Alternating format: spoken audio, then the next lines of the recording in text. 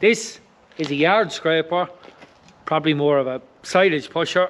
You'll see the problem here, it is in absolute bits. You see the rubbers in bits. The frame is completely damaged.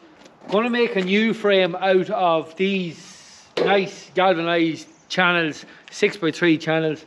So I'm going to use these lugs, going to reuse these because there's a bit of making on them.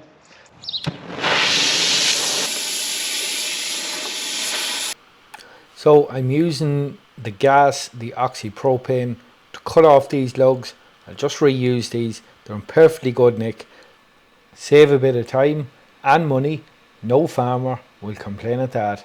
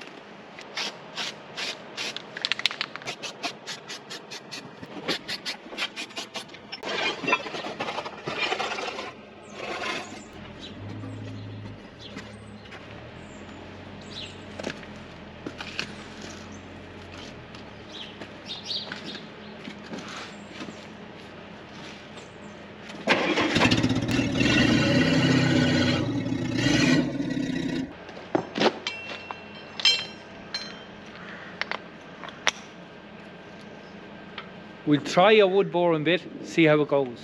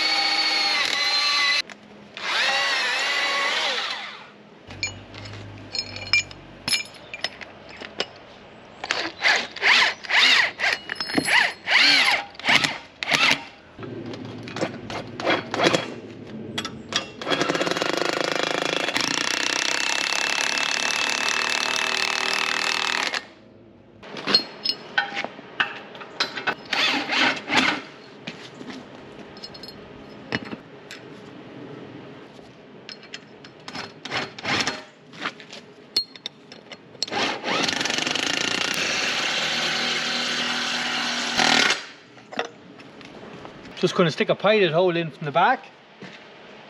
Because the hole's small this side, can't drill it.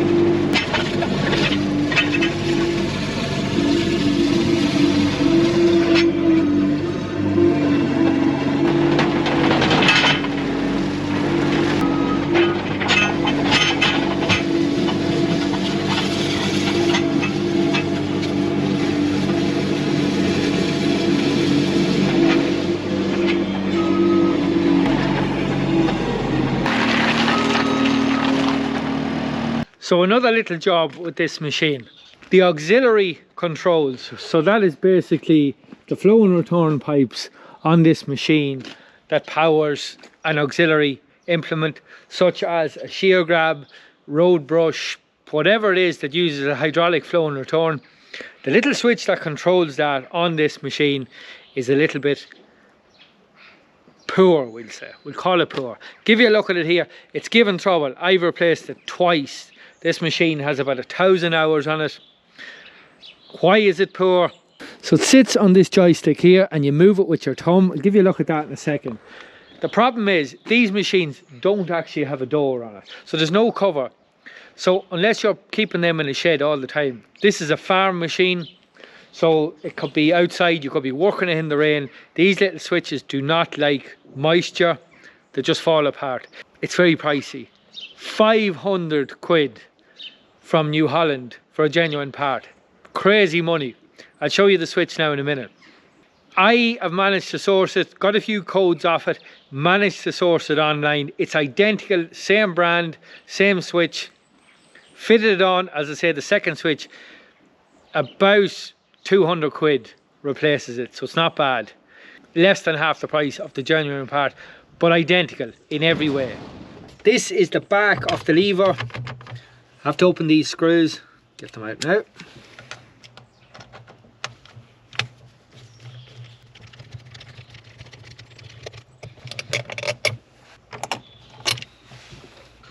So it just pops out here.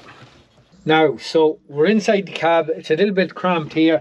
This is the thumb switch here, left and right, to open and close the shear grab. So you can see it's actually falling apart. This is what it should look like. So it returns to center. It's a simple little thumb switch, left and right. So you can see it's actually disintegrated, falling apart. It's in bits. So we get this new one stuck on now.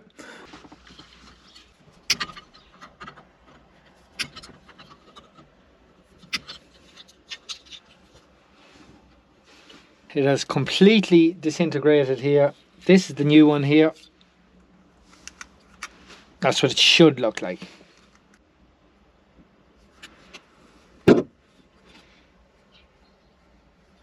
I'm just stripping back this wire here because the jointing connector that I'm using it's a little gel filled push connector, waterproof, very good for agricultural conditions. I find them good, but this wire is just a little bit thick to fit in, so I have to strip it. Normally you don't have to strip them.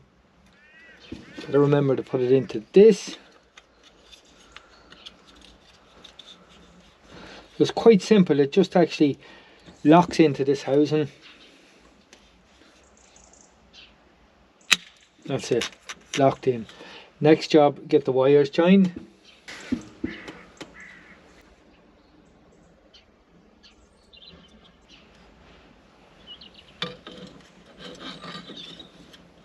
So I'm not sure if you can see that, but when I close this orange tab in, squeeze it in with the pliers, it's actually little forks inside it that grip the wire, and you see the gel coming out there. It stops it corroding the joint and keeps it all waterproof and sealed up. That's the connection made. Quite good connectors for this job. Good for trailer lights as well. So you see, you can actually, they're transparent as well, so you can actually see the two wires coming up to the top.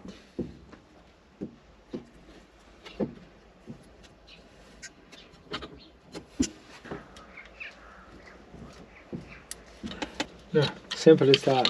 That's 3 good connections made, all waterproof, corrosion resistant. So the wire is just a nice length to wrap around and bundle in here.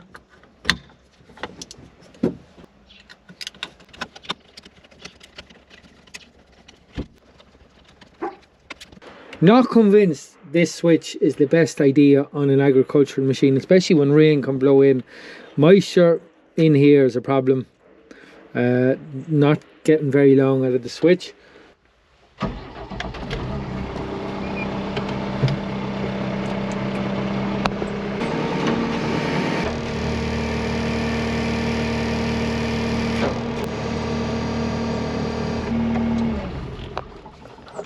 Another happy farmer, hopefully, if there's such a thing. Of course there is, we're all happy. That's it for today. I hope you enjoyed the video. Thanks for watching, and we'll see you next time.